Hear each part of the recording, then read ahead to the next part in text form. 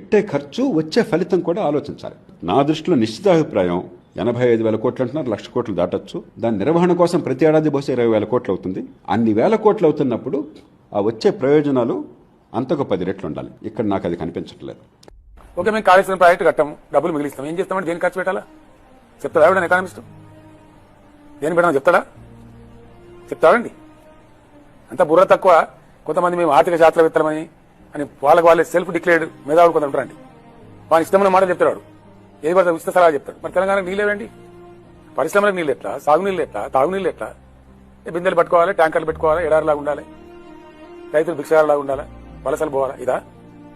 కాబట్టి ప్రాధాన్యతల క్రమాన్ని ప్రభుత్వాలు నిర్ణయించేటప్పుడు cost effective, cost benefit ratio అనేది తెలంగాణకు వర్తించదండి. తెలంగాణ ఫ్రీగా డబ్బులు ఇచ్చేసేయచ్చు కదా. ఎందుకు ఇస్తామండి? ఇది శాశ్వత వనరు కదా. ఒకసారి క్రియేట్ చేస్తే 100 సంవత్సరాలు ఉంటుంది కదా. ప్రజలు తమకు తాము పనిచేసుకుని బ్రతుకు